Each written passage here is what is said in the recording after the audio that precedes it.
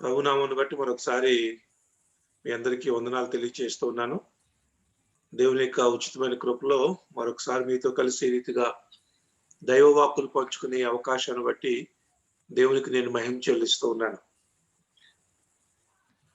మనము ఈ ఎక్లీషియాలజీలో భాగంగా ప్రస్తుతం ఈ బిబ్లికల్ ఎక్లీషియాలజీ స్టడీ చేస్తూ అపోస్తుల కార్యగ్రంథాన్ని మనం ధ్యానం చేస్తూ ఉన్నాం.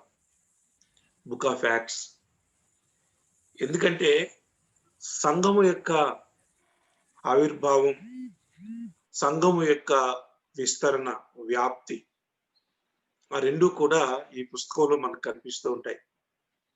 ఇది ఒక రకంగా యేసు ప్రభు బోధించిన సువార్తలకు ఆధునిక క్రైస్తవ సంఘానికి ఒక బ్రిడ్జ్ లాంటిది అన్నట్లు మనం చెప్పుకుంటూ ఉన్నాం. ఇందులో 3 భాగాలుగా చేసుకుంటూ యెరూషలేములో పరిచర్య, యూదయ సమరయ ప్రాంతాల పరిచర్య, భూదిగంతాల వరకు పరిచర్య అని 3 భాగాలు చేసుకున్నాం. యెరూషలేములో పరిచర్యకు పేతురు ఆయన ఒక కీ పర్సన్ గా మనకు కనిపిస్తారు. అది మొదటి అధ్యాయం నుంచి మనం చూస్తుంటే లేక 2వ అధ్యాయంలో సంఘము యొక్క ఆవిర్భావం, the birth of church. Acts chapter 2ని it is the birth certificate of the church అని చెప్పుకున్నాం. ఎక్లీషియా చర్చ్ గురించి మనం మాట్లాడుకున్నాం. ఆ యొక్క వివరాల తర్వాత 3వ అధ్యాయం నుంచి మరి యెరూషలేములో పరిచర్య మనం చూస్తాం. 2వ అధ్యాయం నుంచి కూడా యెరూషలేములో పరిచర్య చూస్తాం. అది దాదాపు 7వ అధ్యాయం వరకు కూడా యెరూషలేములో పరిచర్య కొనసాగుతుంది. తరువాత యూదయ సమరయ ప్రాంతాల్లో పరిచర్య. అక్కడ ఫిలిప్పు ఒక ముఖ్యమైన వ్యక్తిగా చూస్తాం. 8, 9 అధ్యాయాలు మనం చూస్తాం. 9, 10 అధ్యాయాలు, 11, 12 అధ్యాయాల వరకు కూడా యూదయ సమరయ ప్రాంతాల పరిచర్య గురించి మనం నేర్చుకున్నాం. తరువాత భూదిగంతాల వరకు పరిచర్య 13వ అధ్యాయం నుంచి చివరి వరకు. ఇక్కడ కీ పర్సన్ ఎవరంటే పౌలు అని జ్ఞాపకం చేసుకుంటూ, పౌలు చేసిన 3 ప్రయాణాలు, మిషనరీ ప్రయాణాలు అని మనం చెప్పుకోవచ్చు. తాను బయలుదేరి కొంతకాలం కొంత ప్రదేశాల్లో ఉండి ప్రయాణం చేస్తూ సంచరిస్తూ సంఘాలు స్థాపించి, సంఘాలు స్థిరపరిచి, తాను స్థాపించిన సంఘాలను మరలా దర్శిస్తూ, వారిని ఏమైనా సరిచేసుకోవాల్సిన విషయాలు ఉంటే సరిచేస్తూ, మరలా వారికి మరికొన్ని ఉత్తరాలు రాస్తూ, ఈ రీతిగా ఆధునిక సంఘం లేక సంఘము అనే ఒక వ్యవస్థ కంప్లీట్ షేప్ లోనికి రావడానికి, సంఘము ఒక పూర్తి ఉపదేశ క్రమాన్ని కలిగి ఉండడానికి దేవుడు పౌలును వాడుకున్నారు అని మనం జ్ఞాపకం చేసుకుంటూ ఉన్నాం. అంతవరకు వారు ఏం బోధించారు అంటే అపోస్తలుల బోధ వారు బోధించారు. అపోస్తలుల బోధ అంటే ఏముంది, వాళ్ళకి సువార్తలు కూడా వ్రాయబడలేదు. కానీ వారు బోధించింది ప్రాముఖ్యంగా యేసుక్రీస్తు ప్రభు కొండ మీద చేసిన ప్రసంగం. మత్తయి సువార్త 5, 6, 7 అధ్యాయంలోని ఈ విషయాల్ని, వాటిని డైడాక్ అని పిలుస్తారు. ఈ Didache or Didache, I don't know how to pronounce it, DIDACHE. మీరు ఒకవేళ గూగుల్లో దాన్ని మీరు సెర్చ్ చేయొచ్చు. ఆ వర్డ్ ని DIDACHE, డిడాచ్, డైడాక్, ఈ మాటను కనుక మీరు సెర్చ్ చేస్తే అదొక చిన్న బుక్. దానినే ఒక రెఫరెన్స్ బుక్ గా పెట్టుకుని అపోస్తలుల సువార్త చెప్తూ ఉండేవారు. ఆ reference book that is nothing but the sermon on the mount. So అది అంత ప్రాముఖ్యం అన్నట్లు. ఆ తరువాత సంఘానికి ఇప్పుడు మనం చెప్పుకుంటున్న బోధలు, పలానా పత్రికలో నుంచి ఈ కాలంలో మనం చెప్పుకుంటున్న బోధలు ఈ రీతిగా స్థిరపరచబడటానికి పౌలును ఒక సాధనంగా దేవుడు వాడుకున్నారు. సంఘం యొక్క నిర్మాణం, సంఘ క్రమము, సంఘ రకంగా సంఘ రాజ్యాంగం, ద కాన్స్టిట్యూషన్ అంటే ఎవరి బాధ్యతలు ఏంటి, రెస్పాన్సిబిలిటీస్ ఏంటి, ప్రివిలేజెస్ ఏంటి, డూస్ ఏంటి, డోంట్స్ ఏంటి, పనిష్మెంట్స్ ఏంటి, ఇవన్నీ కూడా అందులో మిళితమై ఉంటాయి. అన్నింటినీ మనం కలిపి కాన్స్టిట్యూషన్ అంటాం. అలాగే ఒక చర్చ్ కాన్స్టిట్యూషన్, పౌలు యొక్క రైటింగ్స్ ద్వారా ఇవ్వబడ్డాయి. పౌలు యొక్క బోధలు, పౌలు రాసిన పత్రికలు సంఘానికి అవి ఒక రాజ్యాంగం లాంటివి అన్నట్లు. అయితే మొదటి మిషనరీ ప్రయాణంలో 13వ అధ్యాయము 14వ అధ్యాయము గలతీయ ప్రాంతాల్లో సంఘాలు స్థాపించబడ్డాయి అని నేర్చుకున్నాం. కుప్రలోను, గలతీయ ప్రాంతాల్లోను. కుప్రలో సంఘాల గురించి మనకి ఇక్కడ ప్రస్తావన లేదు. తరువాత కాలంలో బర్నబా, జాన్ మార్క్ ఆ ప్రాంతంలో పరిచర్య చేశారు. ఇది ప్రాముఖ్యంగా పౌలు యొక్క పరిచర్యను ఎస్టాబ్లిష్ చేయడం జరిగింది కనుక, అంటే పౌలు ద్వారా దేవుడు జరిగించిన కార్యాలు రాయడం జరిగింది కనుక ఆ కుప్ర విషయాలు మరలా ఎక్కువ మనకు కనిపించవు. కానీ ఎక్కువగా గలతీయ ప్రాంతంలో మొదటి మిషనరీ ప్రయాణంలో పౌలు, బర్నబాల ద్వారా సంఘాలు ప్రారంభించబడ్డాయి. సో గలతీయ పత్రిక దాని యొక్క మూలము 14వ అధ్యాయంలో ఉంటుందని చెప్పుకున్నాం. అక్కడ ఏర్పడిన కొంచెం వివాదాన్ని బట్టి యెరూషలేములో కౌన్సిల్ ఏర్పాటు చేసుకున్నారు. అది 15వ అధ్యాయం గురించి మనం జ్ఞాపకం చేసుకున్నాం. Jerusalem council. తర్వాత 16వ అధ్యాయంలో రెండో మిషనరీ ప్రయాణం ప్రారంభమైంది. 16వ అధ్యాయంలో ఫిలిప్పీ పట్టణంలో సంఘం ప్రారంభమైంది. 17వ అధ్యాయం ప్రారంభంలో తెస్సలోనికలో సంఘం ప్రారంభమైంది. 18లో కొరింథీలో సంఘం ప్రారంభమైంది. తర్వాత 18లోనే రెండో మిషనరీ ప్రయాణం ముగిసి మూడో మిషనరీ ప్రయాణం స్టార్ట్ అయింది. మూడో మిషనరీ ప్రయాణంలో మనకి ఎఫెసీ పట్టణంలో సంఘం ప్రారంభమైంది. అంటే 7 సంఘాలలో 5 సంఘాల యొక్క వివరణ ఇక్కడ మనకు లభించింది. ఏ ఏ సంఘాలు అంటే, మనము బైబిల్లో ఉన్న పత్రికల ప్రకారంగా మనం చూస్తే మరి కొరింథీ, గలతీ, ఎఫెసు, ఫిలిప్పు, తెస్సలోనిక, ఇవి. మధ్యలో మనం మిస్ అయినవి ఏంటి అంటే రోమ్, కొలస్సే. ఈ రోమా సంఘము, కొలస్సే సంఘము పౌలు యొక్క ప్రత్యక్ష పర్యవేక్షణలో ఏర్పడలేదు. ఇక్కడే మనం ఆగి కొంచెం మరి రోములో సంఘం ఎలాగ ఏర్పడింది, ఈ చివరి వరకు వచ్చేటప్పటికి రోములో ఉన్న సంఘాన్ని పౌలు బలపరిచాడు. వాస్తవంగా రోమీయులకు ఆ పత్రిక రాసేటప్పటికీ పౌలు రోమును విజిట్ చేయలేదు. మరి రోములో సంఘం ఎలాగ ఏర్పడింది అంటే, స్టెఫను విషయంలో కొంతమంది చెదిరిపోయారు చూసారా. చెదిరిపోయిన వారు సంఘాలు స్థాపిస్తూ వెళ్ళిపోయారు అని మనం చెప్పుకున్నాం. అలాగున్న చెదిరిపోయిన వారితో కొంతమందితో ప్రారంభించబడినది రోమ్లోని సంఘం. అది పౌలు యొక్క ప్రత్యక్ష ప్రమేయం లేదు. కానీ తరువాత కాలంలో రోమ్లో కూడా పౌలు కొంతకాలం పరిచయం చేశాడు. ఈ అధ్యాయాలు చివరికి వచ్చేటప్పటికి ఇంకా మిగిలినది ఒకటి కొలస్సీ సంఘం. కొలస్సీ సంఘానికి కూడా పౌలుకి ప్రత్యక్ష ప్రమేయం లేకపోయినా మరొక ప్రమేయం ఉండింది. ఎందుకంటే కొలస్సీ సంఘ స్థాపకుడు ఫిలోమోను పత్రిక రాస్తారు చూసారా పౌలు గారు. ఆ ఫిలోమోను కొలస్సీలో ఉన్న సంఘాన్ని స్థాపించాడు. ఒక రకంగా కొలస్సీ పట్టణస్థుడు ఫిలోమోను. అతని ఇంటిలోనే ఆ కొలస్సీ పట్టణంలో సంఘం ప్రారంభమైంది. ఈ ఫిలోమోను పౌలు 3.5 సంవత్సరాల పాటు ఎఫెసులో తురున్ను అనువాని పాఠశాలలో సంఘాన్ని స్థాపించి అక్కడ నడిపించాడని చెప్పుకున్నాం చూశారు. ఆ సమయంలో రక్షించబడిన వ్యక్తి ఈ ఫిలోమోను. ఎఫెసుకి కొలస్సీ పట్టణము దగ్గరగా ఉంటుంది. ఆ కొలస్సీ పట్టణం నుంచి ఎఫెసీ పట్టణానికి వచ్చి మరి ఆ సంఘంలో తాను బలపడి తిరిగి తన సొంత గ్రామం వెళ్ళిన తర్వాత, తన సొంత పట్టణం కొలస్సీ పట్టణం వెళ్ళిన తర్వాత, కొలస్సీ పట్టణంలో ఒక సంఘాన్ని ఫిలోమోను స్థాపించాడు. కాబట్టి ఈ పౌలు యొక్క ప్రత్యక్ష ప్రమేయం కాకపోయినా పౌలు శిష్యుడైన ఫిలోమోను ద్వారా స్థాపించబడిన సంఘం కొలస్సీ పట్టణంలోని సంఘం. ఫిలోమోనుకు రాసిన పత్రిక కూడా కొలస్సీ పట్టణంలోని సంఘానికి వర్తిస్తూ ఉంటుంది. ఒక రకంగా కొలస్సీ సంఘానికి పౌలు 2 పత్రికలు రాశాడు అని చెప్పుకోవచ్చు. ఒకటి కొలస్సీలకు రాసిన పత్రిక, 2 ఫిలోమోనుకు రాసిన పత్రిక. అయితే ఈ ఫిలోమోను పత్రిక, తీతుకు రాసిన పత్రిక, తిమోతికు రాసిన 2 పత్రికలు, ఈ 4 పత్రికలను కాపరి పత్రికలు అంటారు. పాస్టరల్ ఎపిస్టిల్స్ అని పిలుస్తారు.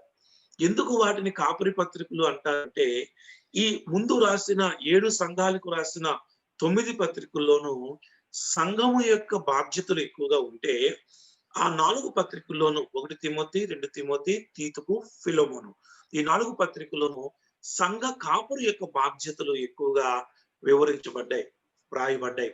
ఒక కాపరికి సంఘానికి ఎటువంటి రిలేషన్ ఉండాలి, తర్వాత సంఘము పట్ల సంఘ కాపరి యొక్క బాధ్యతలు ఏమిటి అనే విషయాలు పాస్టరల్ ఎపిస్టిల్స్ అనే ఆ భాగంలోనికి వస్తాయి. ఎందుకంటే ఈ సంఘ వ్యవస్థలో చెప్పుకుంటూ ఒక పత్రికల గురించి కొంచెం చెప్పుకున్నప్పుడు ఈ సంఘాన్ని ఎవరు నడిపించాలి, ఎలా నడిపించాలి అనే వ్యవస్థ ప్రారంభంలో ఉండిన దానికంటే పౌలు ఆ వ్యవస్థను స్థిరపరిచాడు. స్థిరపరిచినప్పుడు అంటే ప్రారంభంలో సంఘ పెద్దలు మాత్రమే మనకు కనిపిస్తారు. కానీ ఆ తరువాత కాలంలోనికి వచ్చేటప్పటికి సంఘ పెద్దలతో పాటుగా ఆ సంఘానికి సంపూర్ణమైన పరిపాలనా వ్యవస్థ ఉంటుంది. ఇక్కడ సంఘ పెద్దలు అన్ని పనులు వారు చేసేవారు. కానీ వారి పనులు వివిధ రీతులుగా విభజించబడ్డాయి. ప్రవక్తలు అని, సువార్థికులని, కాపరులు అని, ఉపదేశకులని, వీరందరినీ నియమించిన అపోస్తలులు అని. కాబట్టి ఈ యొక్క పరిచర్యలు కూడా మనకు ఉంటాయి. వాటిని కూడా కొంచెం వివరంగా మనం పత్రికల్లోనికి వచ్చినప్పుడు జ్ఞాపకం చేసుకుంటాం.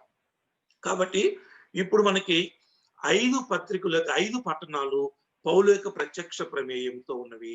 2 పట్టణాలు పౌలు యొక్క పరోక్ష ప్రమేయం. ఒకటైతే రోమా పట్టణంలో అయితే పౌలుకు ప్రమేయం లేదు. వారు యెరూషలేములోని విశ్వాసులు రోముకు వెళ్లి సువార్త ప్రకటించారు. కానీ కొలస్సీ పట్టణంలోని సంఘము పౌలు శిష్యుడైన ఫిలెమోను ద్వారా స్థాపించబడిన సంఘం కొలస్సీ పట్టణంలోని సంఘం. కాబట్టి ఇప్పుడు 7 సంఘాలు మనకి ఇక్కడ కనిపించినాయి. 9 ఉత్తరాలకు మనము క్లుప్తంగా జ్ఞాపకం చేసుకుంటాం తర్వాత. అయితే ఈ రీతిగా 3 మిషనరీ ప్రయాణాల్లో పౌలు తాను అనేకమైన సంఘాలు స్థాపించి, అయితే అనేకమైనవి అనేకంటే కూడా ప్రాముఖ్యంగా 5 పట్టణాలలో లేదా 4 పట్టణాలు ఒక ప్రావిన్స్ లో పౌలు సంఘాలు స్థాపించాడు. మరి సంఘముల సంఖ్య విస్తరించింది అని చెప్పుకున్నాం కదా. శిష్యుల సంఖ్య విస్తరించింది, సంఘము సంఖ్య విస్తరించింది, సంఘముల సంఖ్య విస్తరించింది. The number of the disciples were increased, the church was increased, and the churches were increasing. ఈ మాటలు మనము ఆ తేడాలు మీరు గ్రహించాలి. కనుక సంఘముల సంఖ్య విస్తరించినప్పుడు, సంఘములు పెరుగుతూ ఉన్నప్పుడు, సంఘములు ఒక సంఘము కంటే అనేకమైన సంఘాలు అక్కడ అవి ఉనికిలోనికి వస్తూ పెరుగుతూ ఉన్నప్పుడు ఈ యొక్క సంఘములు విస్తరించడం ద్వారా సువార్త పరిచర్య ఆయా చోట్లకు వెళ్ళింది. పౌలు తన యొక్క జీవిత కాలంలో స్థానికంగా ప్రత్యక్షంగా ఉండి తాను పరిచర్య చేసిన పట్టణాలు ఖచ్చితంగా మనం ఇక్కడ చెప్పాలంటే ఒక 4 పట్టణాలు కనిపిస్తాయి. లేకపోతే గలతీ పట్టణాలతో కలుపుకుంటే 5 పట్టణాలు. మరి ఈ కాలంలో కొంతమంది ఏమంటారంటే ఆయన 1000 సంఘాలు స్థాపించారండి, నేను 3000 సంఘాలు స్థాపించానండి అంటారు. ఒక సంఘ కాపురిగా, ఒక సంఘ స్థాపకునిగా, ఒక చర్చ్ ప్లాంటర్ గా అవి నాకు కొంచెం హైపర్బోలిక్ సేయింగ్స్ గా అనిపిస్తాయి, అతిశయోక్తులుగా అనిపిస్తాయి, ఎగ్జాజరేటెడ్ చేసి మాట్లాడుతూ ఉంటారు. ఎగ్జాజరేషన్ అనేది అది సంఘాలకు ఉపయోగం లేదు. నాకు అర్థం కాదు, ఒక వ్యక్తి 3000 సంఘాలు ఎలా ప్రారంభించారు? 3000 సంఘాలు నాకు తెలిసి ఇండియాలో కొంతమంది రిపోర్ట్లు ఇస్తారు. ఆయన 3000 చర్చెస్ స్థాపించాడంట. 3000 చర్చెస్ అంటే రోజుకు ఒక ఊర్లో ఒక చర్చ్ స్టార్ట్ చేయాలన్నా 3000 సంఘాలు ప్రారంభించడానికి కనీసం 10 ఏళ్ళు పడుతుంది. ఏమండి, రోజు ఒక సంఘం ప్రారంభిస్తూ ఉంటే మిగతా సంఘాలు ఈయన ఎక్కడ చేస్తాడు? మన వాళ్ళు ఏం చేస్తారంటే కాగితాల మీద సంఘాలు పెడతారు. ఇది కొంచెం విచారం. కనుక ఈ 3000 సంఘాలు స్థాపించాడు, 2000 సంఘాలు స్థాపించాడు. ఇంకా కొంచెం ఏం చేస్తారంటే డబ్బులు ఉంటే కనుక ఈ ఆల్రెడీ స్థాపించుకున్న సంఘ కాపర్లకు ఒక్కొక్కరికి 100 రూపాయలు, 200, 500, 1000 రూపాయలు వాళ్ళకి మంత్లీ ఇచ్చిన గిఫ్ట్ కింద ఇచ్చి ఈ చర్చ్ నేను స్టార్ట్ చేశాను అని చెప్పుకునే పరిస్థితి ఇండియాలో పాస్టర్లకి, ప్రపంచంలో చాలా దేశాల్లో పాస్టర్లకి ఉన్నట్లుగా నేను గ్రహించాను. కాబట్టి ఈ ప్రాక్టికల్ గా అసాధ్యం. 1000 సంఘాలు ప్రారంభించాడు, అతను 2000 చర్చెస్ స్టార్ట్ చేశాడు. ప్రాక్టికల్ గా అది నాకు సమంజసం అనిపించలేదు. పౌలు వంటి వాడే తన జీవిత కాలంలో దాదాపు 7 పట్టణాలకు మాత్రమే తాను పరిమితం, 6 పట్టణాలకు మాత్రమే ప్రత్యక్ష పరిమితమై ఎక్కువ కాలం ఉండి సువార్త చేయగలిగితే మనమేంటి వేలు సంఘాలని చెప్పేస్తున్నాం. ఎందుకో నాకు కొంచెం డౌట్ అనిపిస్తూ ఉంటుంది. ఎందుకంటే ఒక సంఘ స్థాపన ఎంత సమయం పడుతుంది, ఎలాగుంటుంది అనే దానికి ఆ ప్రత్యక్ష అనుభవం కలిగి నేను ఈ మాటలు జ్ఞాపకం చేస్తూ ఉన్నాను. సరే మంచిది. ఈ ఇంతవరకు కూడా ఈ 20వ అధ్యాయం వరకు కూడా మనం చూస్తూ ఉంటే, లేక 19వ అధ్యాయం వరకు కూడా మనం చూస్తూ ఉంటే, ఎక్స్‌క్యూజ్ మీ. ఈ 19వ అధ్యాయం వరకు మనం చూచినప్పుడు పౌలు అన్ని పట్టణాల్లోనూ సంఘ స్థాపనలైనవి. 20వ అధ్యాయంలో మరి పౌలు తిరిగి మరలా తాను స్థాపించిన సంఘాలను స్థిరపరుస్తూ వెళ్తూ ఉన్నాడు. పౌలు యొక్క మరొక లక్షణం ఏంటంటే, మన తెలుగులో ఒక సామెత ఉంటుంది. ఈనగాచి నక్కల పాలు చేస్తారు అని. అంటే ఏదో ఒక వ్యక్తిని రక్షణలోనికి నడిపించడం మాత్రమే కాదు, అలా విడిచిపెట్టేస్తారు అయిపోయింది కదా అనుకుని. కానీ పౌలు యొక్క సంపూర్ణ పరిచర్య పౌలు ఉద్దేశంలో ఏంటంటే, ఒక వ్యక్తి రక్షణలోనికి వచ్చిన మాత్రమే కాకుండా అతడు క్రీస్తునందు సంపూర్ణుడు కావాలి. క్రీస్తు యేసునకు కలిగిన సంపూర్ణతకు సమానమైన సంపూర్ణత రావాలి. అప్పుడు మాత్రమే. అందువల్ల మనము ఫిలిప్పీ పత్రికలో చెప్పుకుంటాము, సువార్త వాక్యం ప్రకటించుట యందును, సువార్తలో స్థిరపరచుట యందును మీరు నాతో పాలువారై అంటాడు పౌలు ఫిలిప్పీలో. ప్రకటించుటలోనూ పాలువారు, ఎవరైతే ప్రకటించబడి సువార్త విన్నారో ఆ విన్న వ్యక్తులు స్థిరపడే విషయంలో కూడా వారి పాలువారు. మీరు ఎవరన్నా ప్రభువులను నడిపించారా? పాస్టర్ గారికి అప్పగించేశారా బాధ్యత, ఆయన చూసుకుంటారులే మిగతాదంతా అని?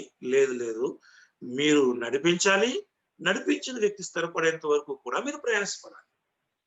అలాగున ప్రయాసపడ్డాని గురించి మనకి దేవుని యొక్క వాక్యము స్పష్టంగా మాట్లాడుతున్న వివరాలు మనం గ్రహించగలం.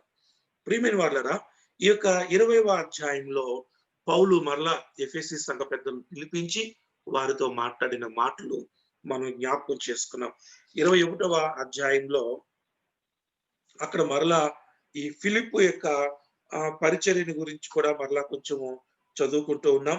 ఆ ఫిలిప్పు ఇంటిలో అతనికి కొంతమంది కుమార్తెలు, ఆ కుమార్తెలు ప్రవచించువారు అనే మాట మనము చూస్తూ ఉంటాము. అక్కడి నుంచి అతను వచ్చి తూరు నుంచి ప్రయాణం ముగించి తొలమాయికి వచ్చి 8వ వచనం, మరునాడు మేము బయలుదేరి కైసరికి వచ్చి 7గురిలో ఒకడును సువార్తికుడైన ఫిలిప్పు ఇంట ప్రవేశించి అతని యొద్ద ఉంటిమి. కన్యకలుగా ఉన్న 4 కుమార్తెలు అతనికి ఉండిరి. మేము అనేక దినం వారు ప్రవచించేవారు. ఇక్కడ మన పిల్లల గురించిన ఒక మాటను మనం నేర్చుకోవాలి. ఎవరిని? ఫిలిప్పు యొక్క కుమార్తెలు, 4 కుమార్తెలు వారు ప్రవచించేవారు. సెలోపెహాదుకి 5 కుమార్తెలు, వారు కూడా స్వాస్థ్యాన్ని వారు పొందుకున్నారు. అది యొక్క ధన్యత. మనము ఆడపిల్లలు అనగానే అయ్యో ఆడపిల్ల, అయ్యో పాపం ఇట్లాంటి మాటలు అంటాము. అది పొరపాటు. కానీ ఇక్కడ ఫిలిప్పు కుమార్తెలు ప్రవచించే కుమార్తెలు. అక్కడ అగబు అనే ఒక వ్యక్తి వచ్చాడు.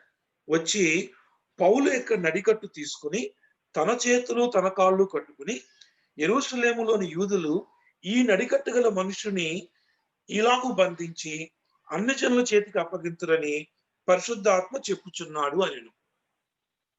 పౌలుకి ఏం జరగబోతుందో అగబు చెప్తూ ఉన్నాడు. పౌలు యొక్క నడికట్టు తీసుకుని తన చేతులు కట్టుకుని ప్రవచనం చెప్తున్నాడు. వీటిని సూచనలతో కూడిన ప్రవచనాలు అంటారు. బైబిల్ గ్రంథంలో ఇలాంటి సూచనలతో కూడిన ప్రవచనాలు దాదాపు 40 కనిపిస్తాయి. 40లోనూ ఎక్కువ అంటే 25 సూచనలతో కూడిన ప్రవచనాలు ఒక యెహెజ్కేలు పుస్తకంలో కనిపిస్తాయి. అందువల్ల యెహెజ్కేలు పుస్తకం త్వరగా మనకు అర్థం కాదు. ఈ యెహెజ్కేలు పుస్తకంలో సూచనలతో కూడిన ప్రవచనాలు మనకి కనిపిస్తూ ఉంటాయి. అయితే ఇది అగబు ప్రవక్త ద్వారా మనకు కనిపిస్తున్న ఒక ప్రవచనం. ఇది సూచనలతో కూడిన ఒక ప్రవచనం. ఇది అగబు ప్రవక్త ద్వారా పౌలు నడికట్టు తీసుకుని ఈ నడికట్టు గల మనుష్యుడు బంధించబడతాడు అని చెప్తాడు. సరే, జరిగే ప్రవచనం అది. అలా అన్నంత మాత్రాన పౌలు దానికి దూరంగా వెళ్ళిపోమని కాదు. ఏం జరగబోతుందో పౌలుకు తెలుసు. అయితే వీళ్ళు మాత్రం ఏడుస్తూ ఉన్నారు. పౌలు అంటాడు, మీరు ఏడ్చి నా గుండె బద్దలు చేస్తుందరా అని చెప్పి మాట్లాడుతూ అక్కడి నుంచి తాను వెళ్తూనే ఉంటాడు. వెళ్ళి ఆ యొక్క యెరూషలేముకి వెళ్ళిపోతాడు. ఇది 3వ మిషనరీ యొక్క ప్రయాణం యొక్క ముగింపు. అయితే యెరూషలేములో పౌలుని పట్టుకుంటారు. 27వ వచనం నుంచి 21వ అధ్యాయము 27వ వచనం దగ్గర నుంచి. 7 దినములు కావచ్చినప్పుడు ఆసియా నుండి వచ్చిన యూదులు దేవాలయములో అతన్ని చూచి, అంటే చిన్న ఆసియాలో పౌలు సంఘాలు స్థాపించారని చెప్పుకున్నాం చూసారా? ఆ చిన్న ఆసియా ప్రాంతం అంటే గలతీయ. అక్కడ వాళ్ళకి వీళ్ళకి పౌలుకి పడలేదు కదా.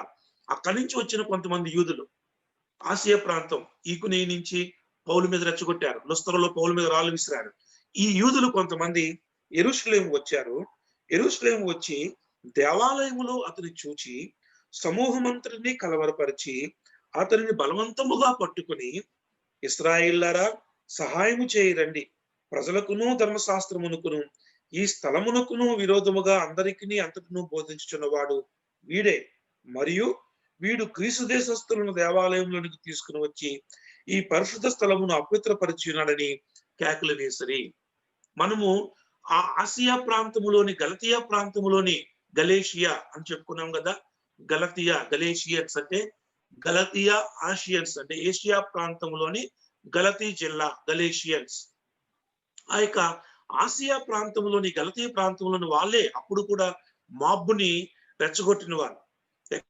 14వ అధ్యాయంలో ఈకునీలో, లుస్త్రలో, దెర్బేలో, తర్వాత వీళ్ళ మీద రాళ్ళు విసిరిన వాళ్ళు, వ్యతిరేకించిన వాళ్ళు వీళ్ళే. వీళ్ళు మళ్ళా పౌలు మీద అక్యూజేషన్స్ మొదలుపెట్టి ఇదిగో ఇతడు ఈ స్థలానికి కూడా వ్యతిరేకంగా మాట్లాడుతున్నాడు, అన్యులను తీసుకుని వచ్చాడు. వాస్తవంగా పౌలు వీరిని దేవాలయంలో తీసుకురాలేదు, కానీ అంతకు ముందు వారిని చూశాడు గ్రీసు దేశస్తులు. ఎందుకంటే ఎలయనగా ఎఫెసీయుడైన త్రోఫిమును అతనితో కూడా పట్టణములో అంతకు ముందు వారు చూసి ఉన్నందున పౌలు దేవాలయంలోనికి అతన్ని తీసుకుని వచ్చి ఊహించి పౌలు మీద ఇక ఫాల్స్ అలిగేషన్స్ చేశారు. పట్టణమంతయు గలిబిలిగా ఉండెను. జనులు గుంపులుగా పరిగెత్తి వచ్చి పౌలును పట్టుకుని దేవాలయంలో వెలుపులకి ఈడ్చిరి. వెంటనే తలుపులు మూయబడిను. వారు అతని చంపవలని యత్నించుచుండగా యెరూషలేమంతయు గలిబిలిగా ఉన్నదని పటాలకు పై అధికారికి వర్తమానం వచ్చును. వెంటనే అతడు సైనికులను శతాధిపతులను వెంటబెట్టుకుని వారి యొద్దకు పరిగెత్తి వచ్చును. వారు పై అధికారిని సైనికులను రాను వారిని చూచి పౌలును కొట్టుట మానిరి. ఇక్కడ లా చేతికి పౌలు అప్పగించబడ్డాడు, చట్ట వ్యక్తుల చేతికి అప్పగించబడ్డాడు. అంతవరకు పౌలును కొట్టారు. ఇప్పుడు పోలీసులు ఎప్పుడైతే వచ్చారో, ఈ పట్టణపు అధిపతులు శతాధిపతులు ఎప్పుడైతే వచ్చారో వారిని చూచి వీళ్ళు కొట్టడం మానేశారు. అప్పుడు పై అధికారి దగ్గరికి వచ్చి అతన్ని పట్టుకుని సంఖ్యలతో బంధించమని ఆజ్ఞాపించి, ఇతడు ఎవడు ఏం చేస్తును అని అడుగగా, సాధారణంగా ఎవరు ఏం చేశారని అడిగి బంధిస్తారు, కానీ బహుశా ముందు రాగానే హ్యాండ్ కప్స్ వేయడం మరి అక్కడ అమెరికాలో చూస్తాం ఎక్కువగా, ఇక్కడ కూడా మొదలైంది. ముందు హ్యాండ్ కప్స్ వేసి తర్వాత మాట్లాడుతున్నాడు. ఇతను ఎవరు అని అడుగుగా సమూహములో కొందరు ఇలాగో కొందరు అలాగో కేకలు వేయించినప్పుడు అల్లరి చేత అతను నిజము తెలుసుకునలేక కోటలోనికి అతనికి తీసుకుని పోమని ఆజ్ఞాపించను. పౌలు మెట్ల మీదకి వచ్చినప్పుడు జనులు గుంపు కూడి బలవంతము చేయించినందున సైనికులు అతను మోసుకుని పోవలసి వచ్చును. ఎలయనగా వాని చంపుమని జనసమూహము కేకలు వేయించు వెంబడించను. ఇక్కడ 21వ అధ్యాయంలో అగబుకు దేవుడు సూచించిన సూచన 21వ అధ్యాయం చివరిలోనే నెరవేరు. ప్రారంభంలో అగబు పౌలు యొక్క నడికట్టు తన చేతులు కట్టుకుని ఈ నడికట్టు గల మనుషుని ఎలాగూ బంధిస్తారు. ఇప్పుడు అలాగే పౌలు అక్కడ బంధించబడిన తర్వాత కోటలోనికి తీసుకుని పోతున్నప్పుడు పౌలు పై అధికారిని చూచి నీతో ఒక మాట చెప్పవచ్చునా అని అడిగాడు. అందుకతడు నీకు గ్రీకు భాష తెలుసా? ఎందుకంటే యూదులు వారు అరమేయిక్ లేకపోతే హీబ్రూ మాట్లాడతారు. అప్పట్లో ఈ యొక్క సైనికులు గ్రీకు భాష మాట్లాడతారు. గ్రీకు నీకు తెలియనా? ఈ దినములకు మునుపు రాజద్రోహమునకు రేపి నరహంతకులైన 4,000 మంది మనుషులను అరణ్యమునకు వెంటబెట్టుకుని పోయిన అయోప్తియుడు నీవు కావా అని అడిగాను. 4,000 మందితో ఒకతను ఒక ప్రైవేట్ సైన్యాన్ని ఏర్పాటు చేసుకున్నాడు, ఒక ఇథియోపియన్. పౌలును నువ్వు ఆ ఇథియోపియన్ కదా అంటున్నాడు. వాస్తవంగా ఇథియోపియన్ కి పౌలుకి తేడాలు తెలుస్తుంది. నీవు కావాలని అడిగాను. అందుకు పౌలు నేను కిలికియలోని తార్సు వాడనైన యూదులను, ఆ గొప్ప పట్టణపు పౌరుడును, జనులతో మాట్లాడుటకు నాకు సెలవేమని వేడుకొనుచున్నానని చెప్పాను. అతడు సెలవిచ్చిన తరువాత పౌలు మెట్ల మీద నిలబడి జనులకు చేసైగా చేస్తున్నాం. వారు నిశ్శబ్దముగా ఉన్నప్పుడు అతను హెబ్రీ భాషలో ఇట్లా నేను వాళ్ళకి ఏమో గ్రీకు భాషలో సైనికులతో మాట్లాడాడు, ఇక్కడ హెబ్రీ భాషలో చెప్తూ ఉన్నాడు. ఎప్పుడైతే పౌలు హెబ్రీ భాష మాట్లాడడం మొదలు పెట్టాడో చాలా మంది ఈ యూదులు సైలెంట్ అయిపోయారు. ఎందుకంటే అది వారి యొక్క యానిసెంట్ లాంగ్వేజ్. ఎప్పుడైతే ఈ యానిసెంట్ లాంగ్వేజ్ ని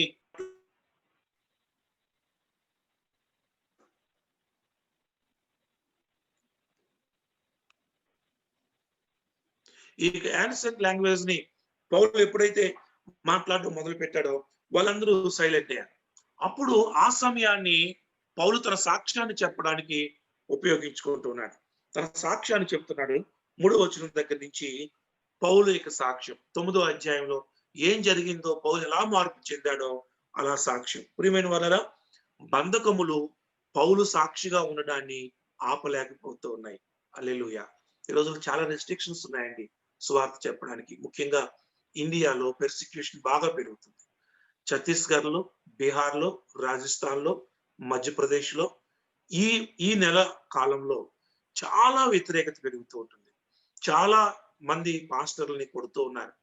చాలా సంఖ్యలో చాలా మందిని పోలీస్ స్టేషన్, నిన్న కూడా కొంతమందిని పోలీస్ స్టేషన్ తీసుకుని వెళ్ళి కూర్చోబెడుతున్నారు. ఫాల్స్ అక్యూజేషన్స్ అన్నమాట.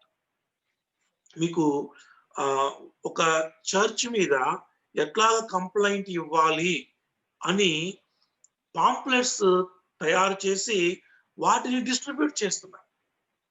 ఏ కొంచెం ఈ అజ్ఞానంగా ఉన్న వ్యక్తులను రెచ్చగొడితే, రెచ్చిపోయిన వాడు ఎవడన్నా ఉంటే వెంటనే అదే ఫార్మేట్ లో ఒక ఫాల్స్ అక్యూజేషన్ తయారు చేసి తన దగ్గరలో ఉన్న చర్చెస్ మీద కంప్లైంట్ ఇస్తూ ఉన్నారు.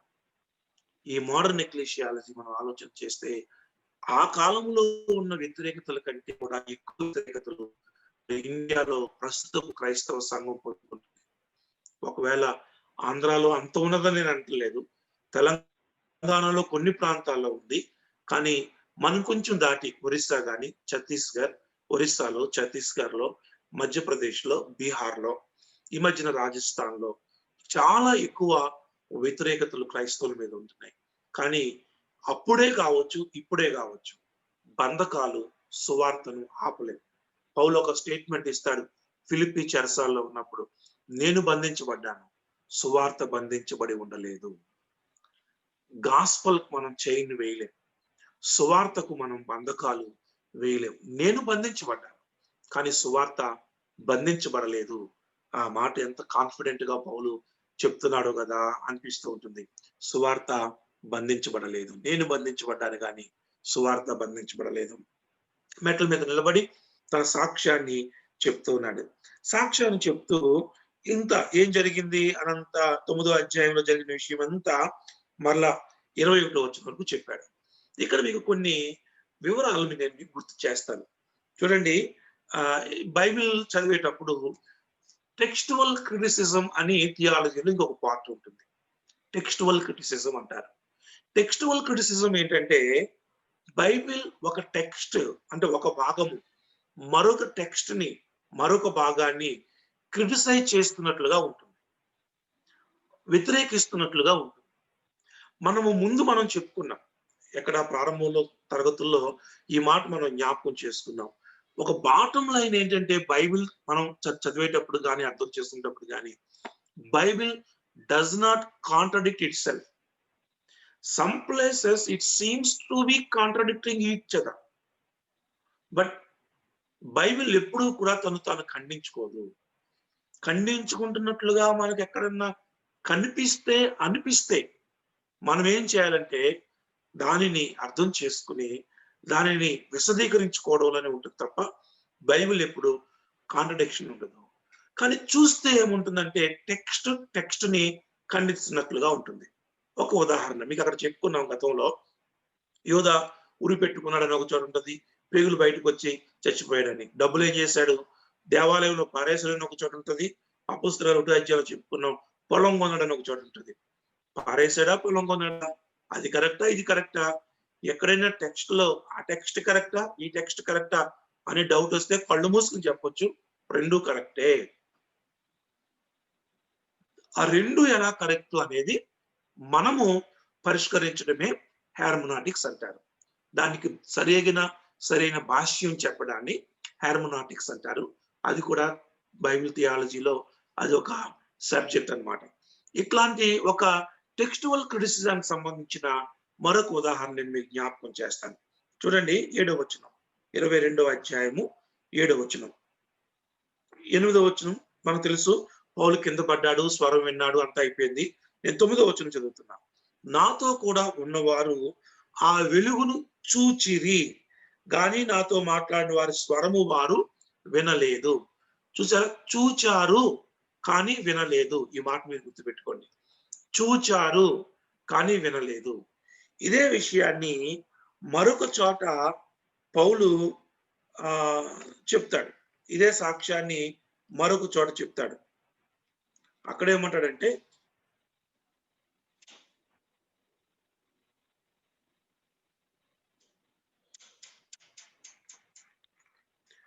తొమ్మిదవ అధ్యాయంలో ఏం జరిగిందో మనం ఒకసారి చూద్దామా?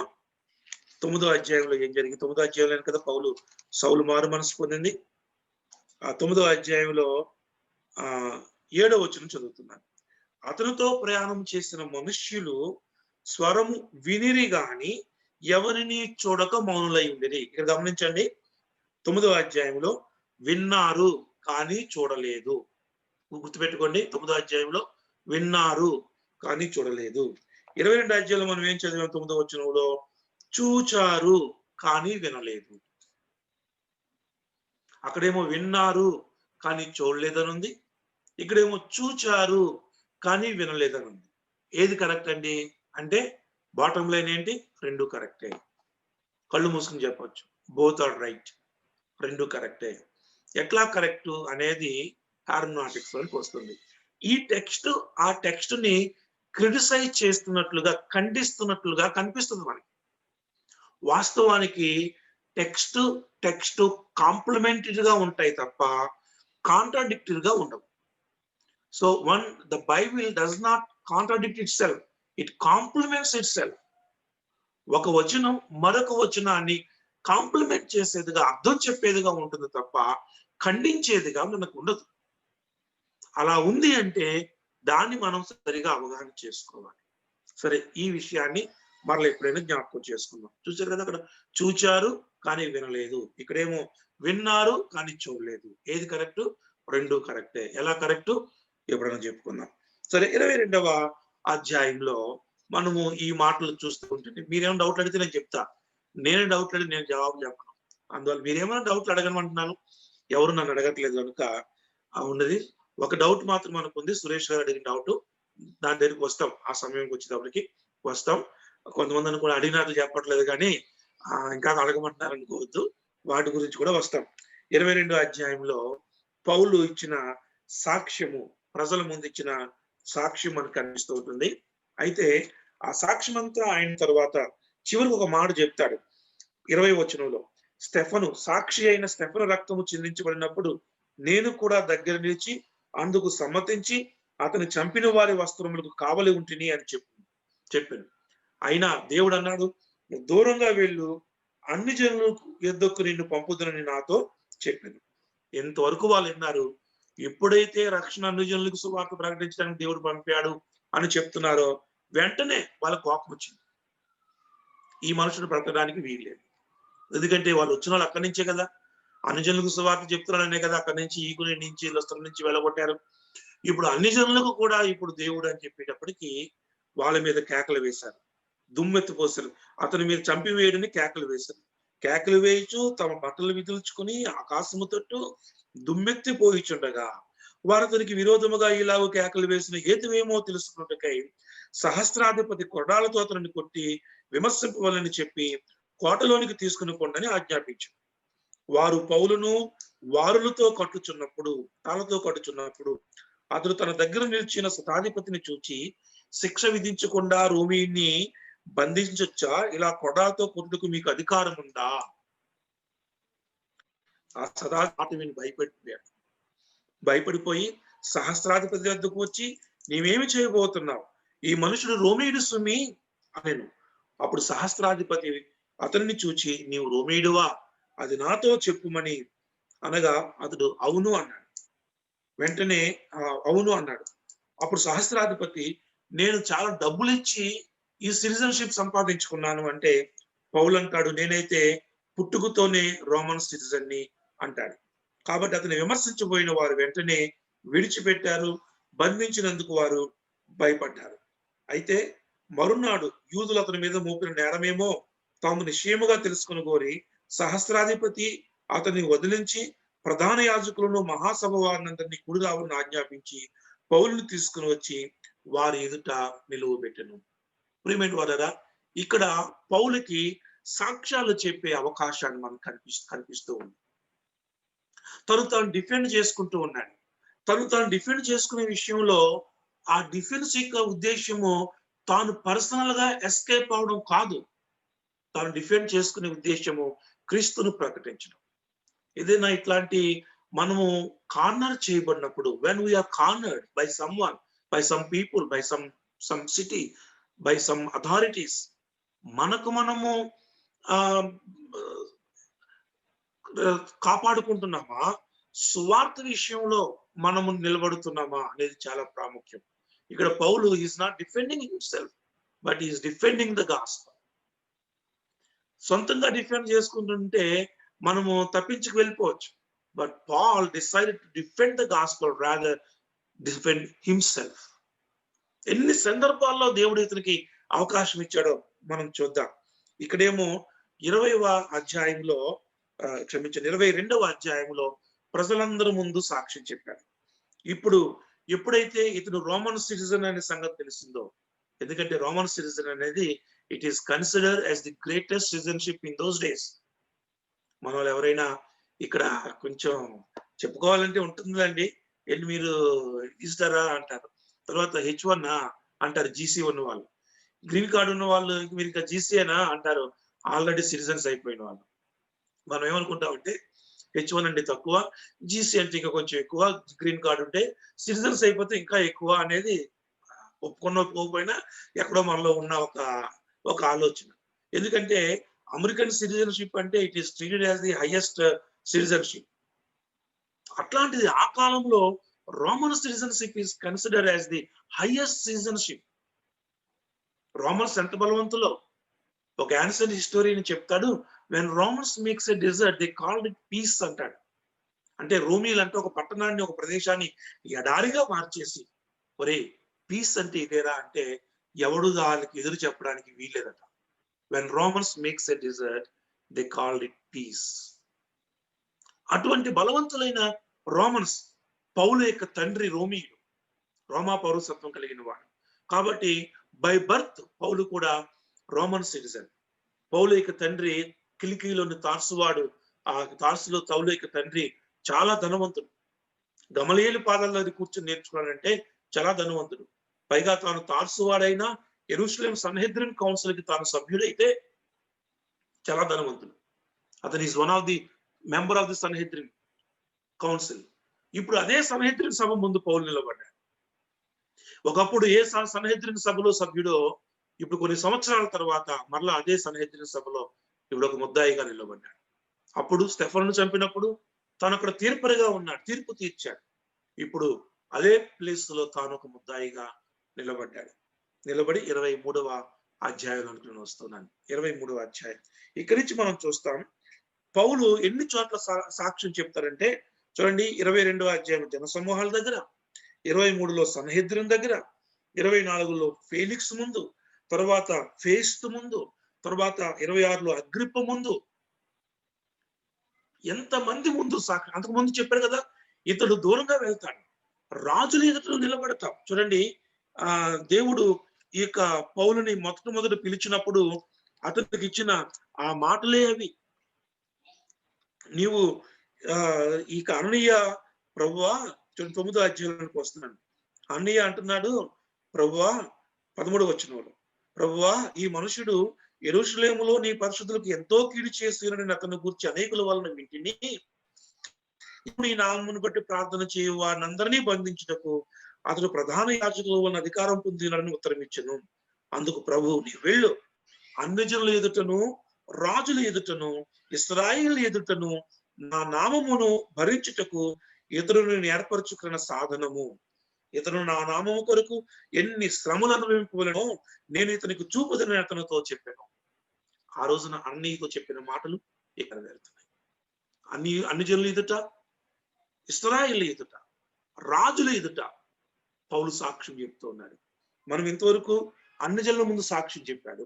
22వ అధ్యాయంలో ఇశ్రాయేలు ముందు సాక్ష్యం చెప్తున్నాడు. ఇక్కడ మనం చూస్తుంటే ఈ అధ్యాయంలో 23వ అధ్యాయంలో సన్హెద్రిన్ సభ ముందు మరలా ఇశ్రాయేలు ముందు సాక్ష్యం చెప్తున్నాడు. తర్వాత ఫేలిక్స్ ముందు చెప్తాడు, ఫేస్తు ముందు చెప్తాడు, అగ్రిప్ప ముందు చెప్తాడు. ఇవి మిగిలిన అధ్యాయాల్లోని వివరాలు, విషయాలు అని జ్ఞాపకం చేస్తున్నాను. మిగిలిన అధ్యాయాల్లో వివరాలు, విషయాలు ఇక్కడ మనకు కనిపిస్తూ ఉంటాయి. అయితే వీటిని కొంచెం క్లుప్తంగా మనము చూసుకుంటూ వెళ్దాం. 23వ అధ్యాయంలో పౌలు మహాసభ వారిని తేరి చూచి, ఈ మహాసభ అంటే సన్హెద్రిన్ సభ చెప్పుకున్నాం కదా. ఒకప్పుడు ఇదే సభలో పౌలు సభ్యుడు, ఇప్పుడు ఇదే సభలో ఇతను ఒక ముద్దాయిగా నిలబడి మాట్లాడుతూ ఉన్నాడు. మాట్లాడుతూ ఉంటే ఇక్కడ చూస్తూ ఉన్నప్పుడు అక్కడ ప్రధాన యాజకుడైన అననీయ, ఆ అననీయ కాదు, పౌలు సహోదరుడు దృష్టి పొందని ప్రార్థించిన అననీయ కాదు ఈ అననీయ. ఈ అననీయ వేరు, ఆ అననీయ వేరు. బైబిల్లో పేర్లు రిపీట్ అవుతాయి కాబట్టి ఏ పేరు ఎవరిదో కొంచెం గుర్తుంచుకోవాలి. ఒకే పేరు అందరికీ అంటగట్టకూడదు. సరే, అననీయ అతనిని నోటి మీద కొట్టు అని ఆజ్ఞాపింపగా పౌలు అతనిని చూచి, సున్నం కొట్టిన గోడ దేవుడు నిన్ను కొట్టును, నీవు ధర్మశాస్త్రము చొప్పున నన్ను విమర్శింపు కూర్చుండి ధర్మశాస్త్రముకు విరోధముగా నన్ను కొట్టను ఆజ్ఞాపించుచున్నావా అని.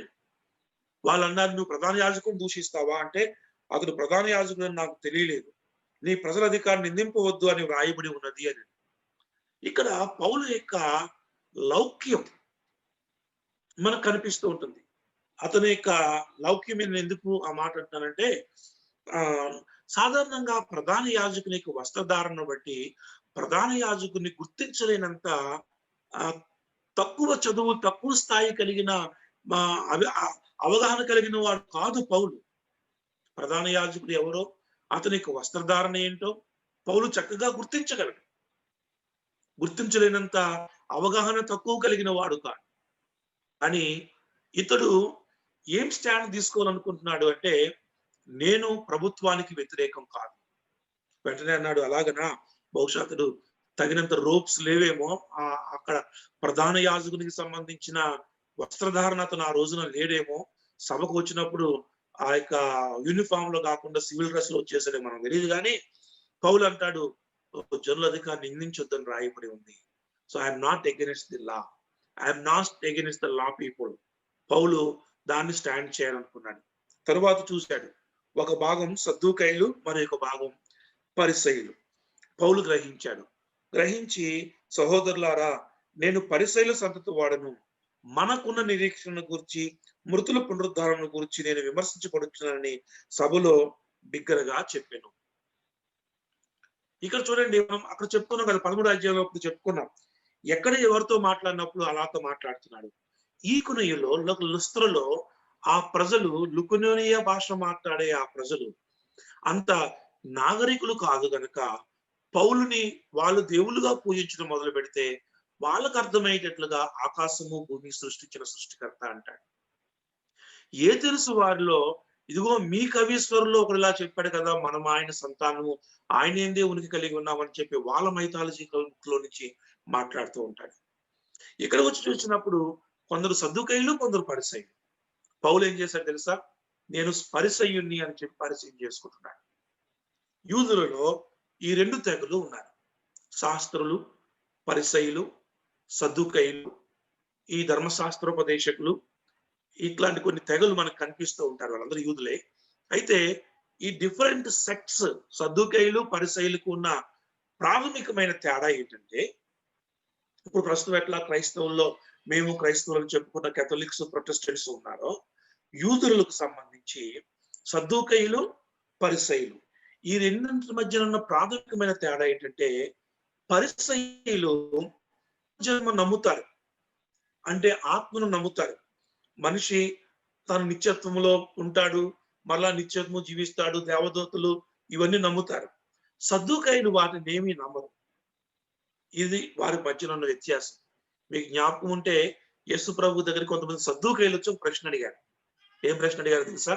ప్రభువా, ఒక అతనికి ఒక పెళ్ళి అయింది, పిల్లలు లేకుండా చనిపోయాడు, ధర్మశాస్త్ర ప్రకారంగా అతని తమ్ముడు ఆమెను పెళ్లి చేసుకున్నాడు.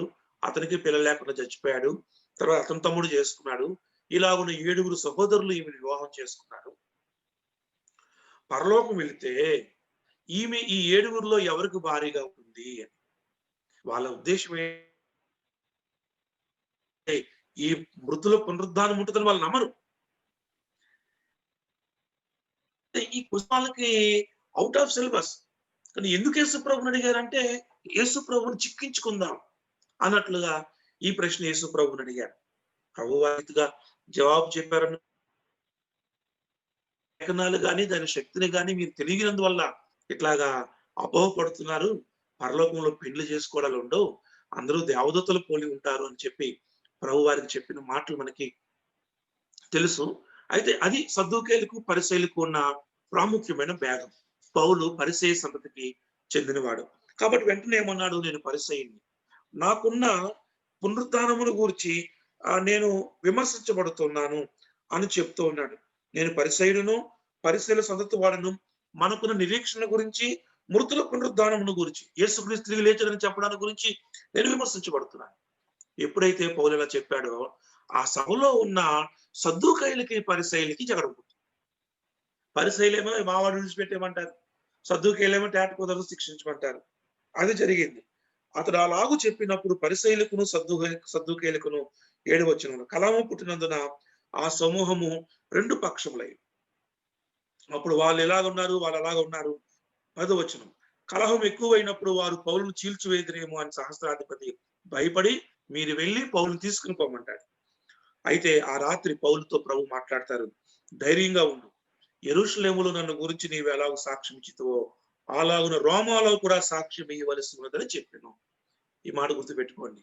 నువ్వు రోములో సాక్ష్యం చెప్పాలి. దేవుడు ముందు ఇక్కడ వాగ్దానం చేశాడు. సరే చెప్పాను.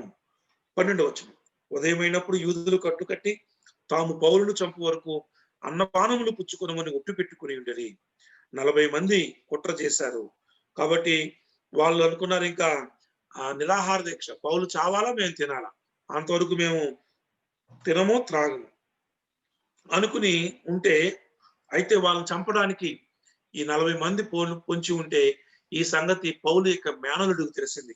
అతని గురించిన వివరాలు మనకు కనిపించవు, కానీ అతడు పౌలు దగ్గరికి వచ్చి ఈ సంగతి చెప్పాడు. చిన్నపిల్లాడు కోటలోనికి వచ్చి పౌలు శతాధిపతిని పిలిపించి, ఇదిగో ఈ పిల్లడు ఒక మాట చెప్తాడని.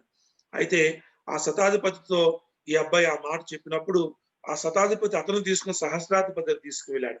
సహస్రాధిపతి చేయి పట్టుకుని అవతలకు తీసుకుని పోయి, ఏం చెప్పాలనుకున్నావంటే, ఏమీ లేదు, మా మామయ్యని మీరు రేపు పొద్దున బయటికి తీసుకొస్తారు కదా, 40 మంది కాల్చి కూర్చున్నారు చంపడానికి అని. సరే, ఆ సంగతి తెలిసిన తర్వాత నువ్వు ఎవరికీ చెప్పొద్దు అని చెప్పి పొడుచువాన్ని పంపివేసి ఆ రాత్రికి రాత్రి అతడు శతాధిపతులు ఇద్దరిని తన యొద్దకు పిలిచి, శతాధిపతి అంటే 100 మంది సైనికులు, కైసరయ వరకు వెళ్ళుటకు 200 మంది అంటే 200, ఇద్దరు శతాధిపతులు కదా, 200 మంది సైనికులు, 70 మంది గుర్రపు రైతులు, తర్వాత ఇంకో 200 మంది ఈటెల వారిని రాత్రి 9 గంటలకు సిద్ధపరిచి పౌలును ఎక్కించి అధిపతి అయిన ఫేలిక్స్ వద్దకు భద్రముగా తీసుకుని పోవటకు గుర్రములను సిద్ధపరచుడని చెప్పాను. ఫేలిక్స్ కి ఒక ఉత్తరం రాశాడు. ఇదిగో ఫేలిక్స్ గారు, ఇతని గురించి వివాదాలు వచ్చినాయి, మేము తీర్చలేకపోతున్నాం, యెరూషలేములో చాలా గందరగోళంగా ఉంది, కాబట్టి నేను మీ దగ్గరికి పంపుతున్నాం అని చెప్పి కైసరయలో ఉన్న ఫేలిక్స్ దగ్గరికి వచ్చారు. ఇప్పుడు 24వ వచనంలో 5 రోజులైన తరువాత ప్రధాన యాజకుడైన అననీయ అక్కడి నుంచి మళ్ళీ వెళ్ళొచ్చారు. కొందరు పెద్దలు తెర్తుల్లోని ఒక న్యాయవాది కైసరయకు వచ్చి పౌలు మీద తెచ్చిన ఫిర్యాదు అతనికి తెలియచేసింది. పౌలు రప్పించబడినప్పుడు తెర్తులు అతని మీద నేరం మోపన ఆరంభించి, ఫేలిక్సా, మేమెంతో నెమ్మది కలిగి ఉన్నామని ఒప్పుకుంటూ అన్ని చెప్తూ పొగుడుతూ నాకు ఇష్టమైన ఒక మాట 5వ వచనంలో వాడు ఒక నిజం పలుకుతాడు. ఏమంటాడు తెలుసా? ఈ మనుషుడు పీడ వంటి వాడు, భూలోకమందున సకలమైన యూదులను కలహమునకు రేపువాడు, నజరేయుల మతభేదమునకు నాయకుడై ఉన్నట్టు మేము కనుగొంటిమి. ఈ మనుషుడు పీడ వంటి వాడు, ఈజ్ లైక్ ఎ పెస్టిలెన్స్ అని చెప్తాడు. పౌలుకి వాళ్ళు ఇచ్చిన పేరేంటంటే పీడ. పీడ అంటే contagious disease. COVID-19 is a pestilence, is పీడ. ఒక్కడికి వస్తే ఆ చుట్టుపక్కల వాళ్ళందరికీ వచ్చేస్తుంది, క్లస్టర్ పెరిగిపోతుంది. అది పీడ అంటే. విశ్వాసి లేక పౌలు ఎలాంటి వాడంటే ఎక్కడికి వెళితే అక్కడ క్రీస్తు గురించి చెప్తాడంతే.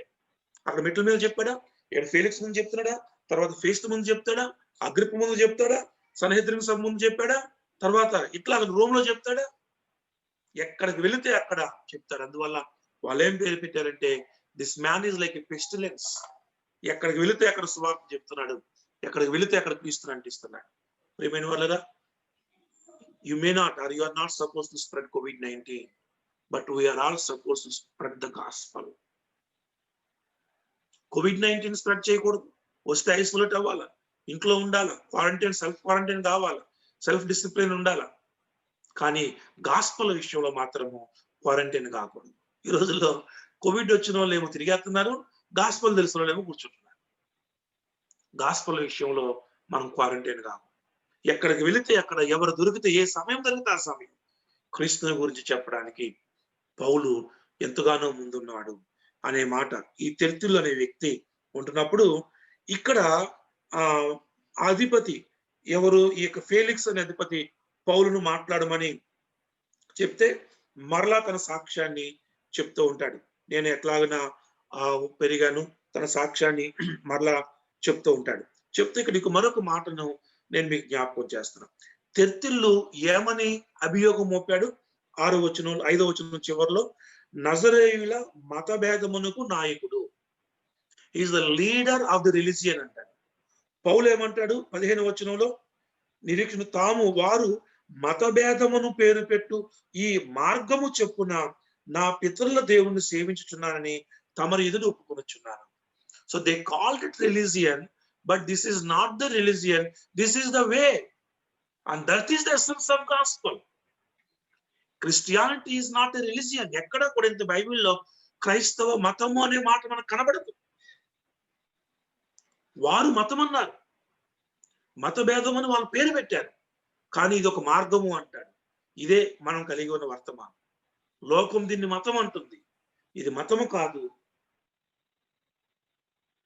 ఇది క్రీస్తునందలి ఒక మార్గము అనే విషయాన్ని మనం గ్రహించాలి. కాబట్టి ఈ యెరూషలేములో ప్రజల ముందు చెప్పాడు, సన్హెద్రిన్ సభ ముందు చెప్పాడు. 22వ అధ్యాయంలో ప్రజల ముందు, 23వ అధ్యాయంలో సన్హెద్రిన్ సభ ముందు, 24వ అధ్యాయంలో ఫేలిక్స్ ముందు చెప్పాడు.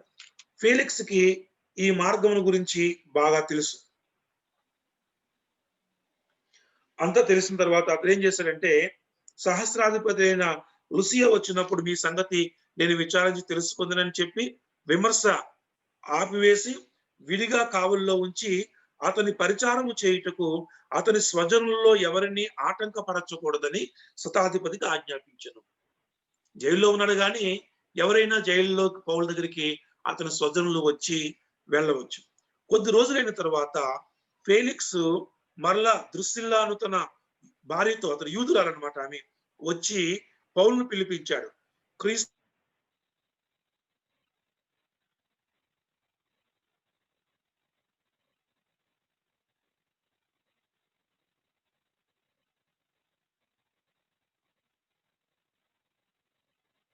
వినడం భయం, పరలోకాన్ని గురించి తీర్పుల గురించి వినడం భయం. ఎవరైతే సిద్ధపాటు లేదో వారికి తీర్పుల గురించి వినడం భయం.